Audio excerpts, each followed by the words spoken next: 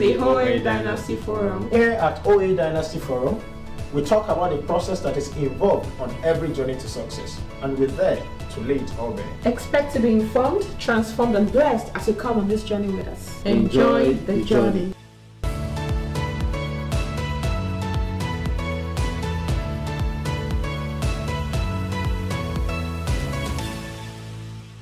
Okay, everybody, welcome back to Dynasty Forum. So we are talking about thriving in Newfoundland, and it has been an intense and interesting and spicy conversation so far. So on this segment, we'll be talking about the impression when we landed with respect to the people, the food. Do you have any shock, or do you have anything that was about to throw you off balance when you landed and things like that? So we'll take time to talk about our experiences so far, and we'll talk about the place of God, and at some point we give personal advices to whoever is considering to come to Newfoundland. So I'll start with Ibe. When you landed in Newfoundland, you said about 5 months ago. So yeah, so I've been here for 5 months now. Yeah. What do you think about the people, the food, and So the people I find to be very hospitable, let me put it that way, very friendly. Okay. Like, you would actually walk in a grocery shop, open the door, and someone will basically hold the door. So I find the people very loving. That's sweet. People want to strike a conversation with you, even though they don't know you from anywhere. Wow. Very nice. Talk about the weather. It has to be the weather. I feel like that's always a good point to start a conversation. Yeah, so that's pretty much about it. But for the food, I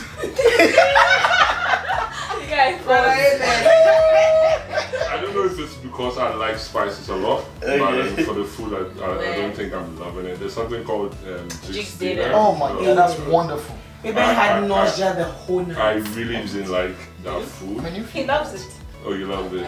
I lived in the village. I loved it. So yeah, the first time I had that meal, I was lucky enough to have a little sauce attached to it, so that kept me going. Wow. If the sauce wasn't God, there, no, just push it aside. No poor man. if the sauce wasn't there, it would have been another issue. And yeah, the place of God too. I find this place very, should I say, religious, or maybe the circle I find myself. I'm deeply rooted into God's people, God's church, and everything. So I would say, and again, it's the best place for me to be right now, for me to raise my family. I don't think I'm moving anywhere.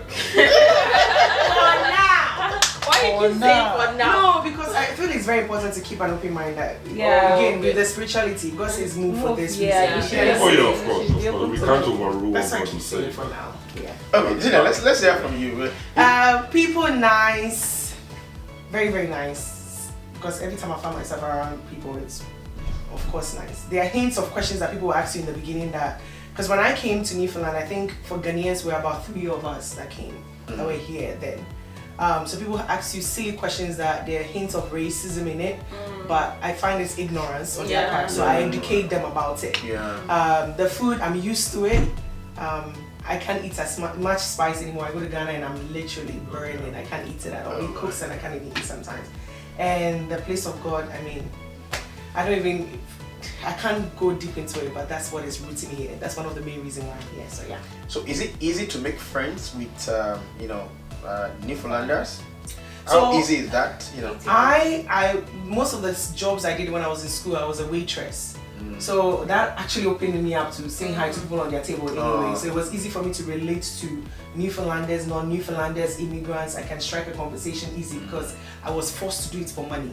So that's why you put me in a room and it's very easy for me to strike a conversation with somebody, and I don't stay there because I had to go to a table to say, how are you doing, and make conversations. Just to get tips at the end of the night. So yeah, I know how to do that small talk. So that's where the place of experience and personality comes in. Amy, what do you think about the people, the food? Well, I think it's changed over the years. I think with the people, I find them very homely, and they just want to just say hi, hello, smiley face, or like pasty sometimes. I'd be like, this is strange. Like coming from a place like like Lagos, Nigeria, you'd be like, everybody might get your lane and my lane kind of thing. And like you just have people just smiling at you right from the airport, and they're all very warm and coming and really genuinely so. They're not faking it. They really want to know how you are, kind of thing. Of course, you're not going to go and tell them, oh, my leg is broken, or like you just courtesy, right?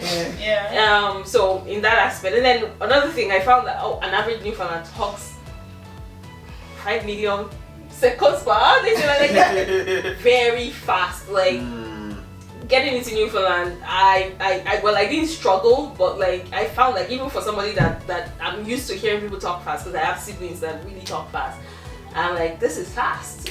Right, like so you have to have a very open mind and ear when you come to Newfoundland. You want to be you want to have that patience with them because they naturally talk really fast.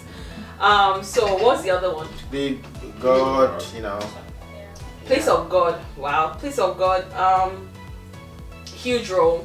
I mean, I'm Christian and I have a personal relationship with God, like everybody here, and I think it's very key to have a place where you know that you're being fed, like spiritually, you're not lacking. So for me, I think that plays a huge role actually being here in Newfoundland, like having a place, a home, a place, a worship home church where I can call home, where I know that if I'm hungry, if I need bread, I can call Jillian. If I need a ride, I'm stranded, I don't have my car, I can just beckon on a brother or a sister, and they are there for me. So I think that's definitely something that's what to consider if you want to come to St. John's, Newfoundland.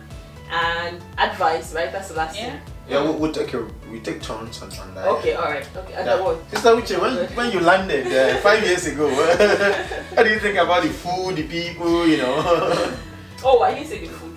Oh, the food. Yeah, you can talk about the food. Yeah. Oh, the food. No. I couldn't. Like, I'm very picky. My palate is very narrow. Like, it's even unimaginable. Like, I watch what I eat. Like, I don't understand. Even me, I'm praying, God, please help me. Because just increase it a little bit so I can actually be open to eating. Because if I'm not even there when you're preparing it, I'll just be asking but like with the circle of friends I've made so far, like I've been able to I'm more open. This is what it is, right? Like so prepare yourself, bring your spices, take a black pepper shaker anywhere you go to, just douse it on the food just to make it, so you can swallow it. Yeah.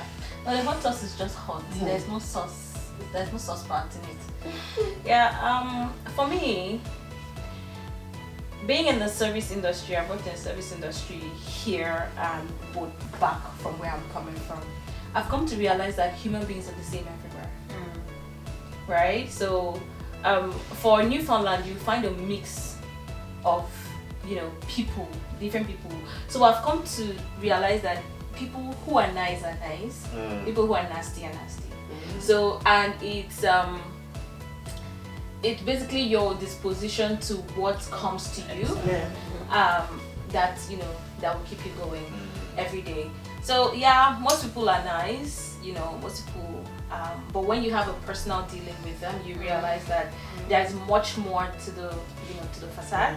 So I feel like we're just built of the same thing. Everybody, everywhere you go, every human being is just the same. So if you find it's a mixed bag everywhere. You find really nice people. You find people who have, like, most in my career growth, like I've had most help from the people from here. So you meet really nice people who are willing to lend you the hand, everything. And then on the other hand, you also find some really strong. you also find on the other hand, you also find some really nasty people. So it's just for you to prepare your mind as to, like, okay, this will happen, like what's your disposition to what people throw your way, and how you react to it and how you're receptive to it. So it's not just about what people do, it's about your reaction to it. So that's basically that. For the food, I'm getting used to it, so I'm training myself to like things as the day goes by. So I came here in 2017, and I don't know if I'll say unfortunately or fortunately for me, I was pregnant. So that was when I started trying out. No. So oh no, it was horrible at first, right? But as you know, when you actually eat the ones, not the ones you find in the pub or the place, like the food that is cooked, home cooked food, traditional food in the kitchen of the indigents of people from here, you'll find that they're a lot more tasty, right, than when you buy them outside. So yeah, so when they cook it at home and they bring that to you, you find that people cook differently. People have different people have different tastes, but people have different things, and then you try to adjust to it as well if you're willing to diverse what you eat at home, right? And then you find some really interesting combination of food as well. So yeah, for me I'm still exploring that. I mean, it's been 5 years, I'm still exploring, so but she's busy you good luck. So I'm still exploring the food part. For me, when it comes to the religious part and the stuff, where my place of worship is important, right? And sometimes we're really busy, and the fact that you have somewhere that will always remind you to go back to the word, like when I was coming here, in fact when I was in Nigeria, one of the things my pastors will always say is, when you're looking for a church, you look for a church that's got the word, nothing else. Like there will be music in some places, really good music, really good this, really good, every other thing can be great, but if the word is missing, then everything is, there's no reason for you to be there. So I've got that. I think that so far I'm not lacking in that aspect, and yeah, I think that's where your question is. How about you, Nonso? Me. I kind of approached Newfoundland in a different light when I came. I just had the idea of, I'm here, I'm gonna eat everything. I don't care how it tastes. I will eat it. And I had my share of throwing things away from my mouth. But I think that just made me easily just flow with. Then now moving to Cabernet, where Elafu cooks home stuff. I just I just immersed myself into new food. Like I was just eating, we cooked in the office, cooked. We locked the door and cooked. So women cook so food my tongue has adjusted completely. That's good. I don't think that's someone like me. I don't think there's anything now that you bring that will not pass through my mouth. If I don't like it, if she doesn't like it, she just passes it. I down it. I just eat it. So that's that. And of course, the people my wife said, the people. It's a mixed bag. You're going to find amazing people.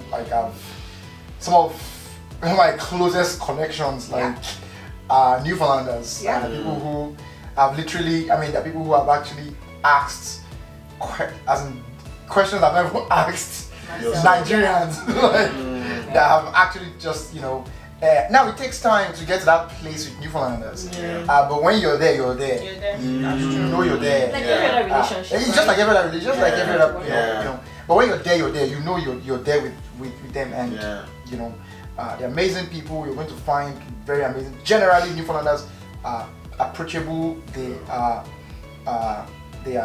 polite, they are friendly, but you also find very nasty ones, like you find anywhere else. So it's just that. Then for the place of worship and having a part of the advantages of living in a small city as we are is you have a lot of options of places you can worship, basically, right? You have a lot of options. Let's start there. Now, I guess all of us here have chosen a specific one, and that in itself has built a community.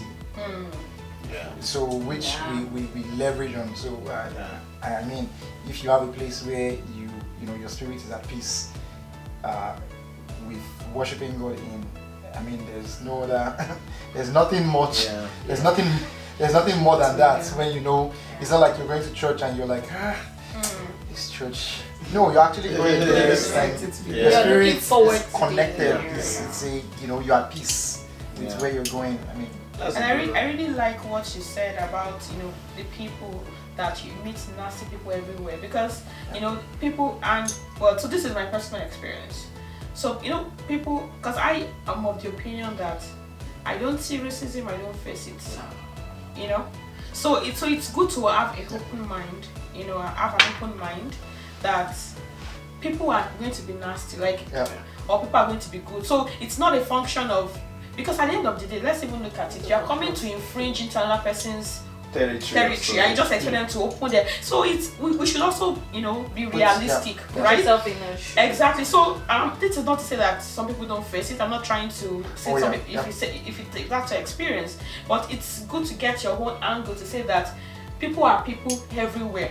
You meet the good ones, leverage on those good, you know, the good. And we have also had, in fact, our landlord, when we first came in, very lovely, you know. In fact, when we had our son, he gave us like $100, you know, as in $100 cash as, you know, gift for the baby. Like, that's just landlord to tenant relationship. So I've had very good experience, and it's important to push that out there so that you're not just thinking that racism. No. Like, people have had good experiences, and that's not to say that some people don't have. You know, people have other experiences, but that has not really been. I'm sure we've all had our share. That place, I don't want to mention the name. We've all had that, but the good thing is the good experiences we've had overshadow. I cannot count the number of times that random people have cleared my snow for me. I'll just come back home, my driveway is clear. I'm like, God bless that. Sometimes I'm just knocking. Did you do this for me? No, I didn't do it. The other person did it. I'll just go and say thank you. You know? And sometimes you won't find out who did it. You just know that it's done for you. So if we are to say, like, there's a shock you experienced or you faced when you landed in Newfoundland, what would that be? Just maybe one sentence, or any shock, be cultural or religious or ritual or whatever. So when I came newly, I was told, my cousin did tell me this. My cousin lives in the UK. Told me, like, when you come here, you'll be a little bit lonely, right? You would not, you know, I didn't really understand what it was like. I had my husband, no doubt, but that initial separation from everything, right? Put you in, like, it puts you like, oh my goodness, you're alone in the world. Like, you're just alone. Like, you're trying to stretch your hands to, like, you're trying to find your new berry. So that for me was like, because I'm not so much of I'm not a friendly person. Like, I didn't have a lot of friends, right? So it was more my family, everybody around me, and we are mostly like my people. So when I came here when he took me out of that, bubble, right? For me, it was like, okay, so what's going on now? Like, you know, I had to start looking for that, and nobody would actually tell you how lonely that race can be, especially. We didn't come to St. John's, you know, we were, like, he took me to the village.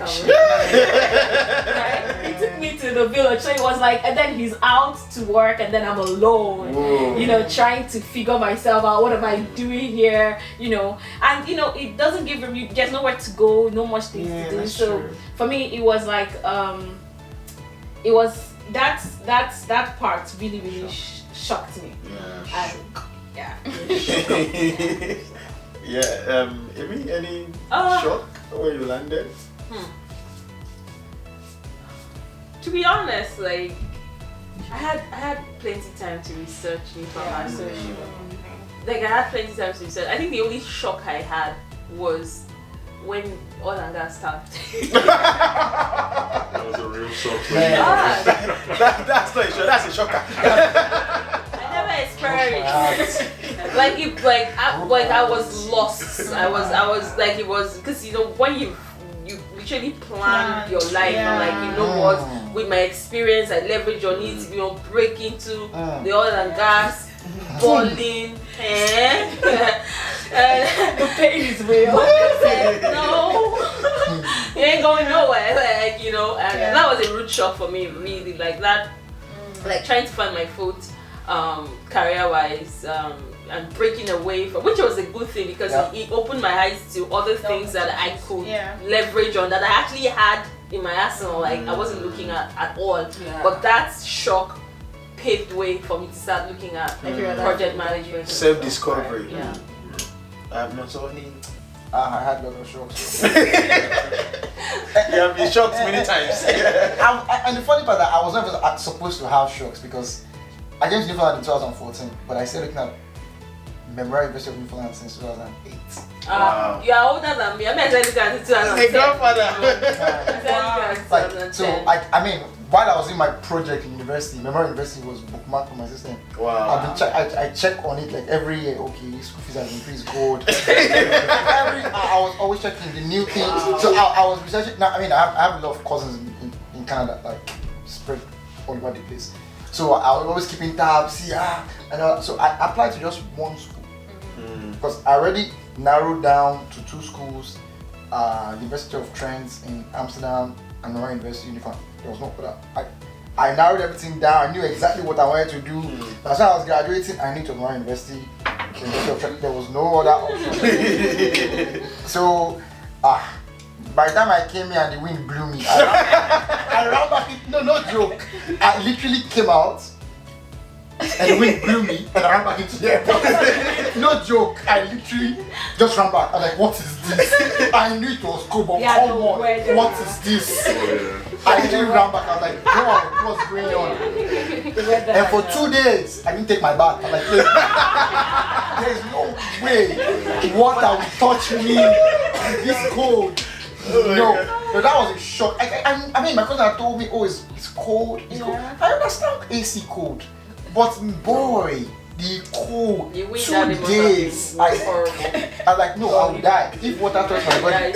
And I mean, that was really, that. Then just the culture, just trying to, learn the culture, how people talked, some of the interpretation of some things you say, you might not know it means something else. Like, just learning all those things. Like it was the lingos, like making sure you're not saying something that means something else. And like being careful, just that on its own, that was like a huge learning curve for me.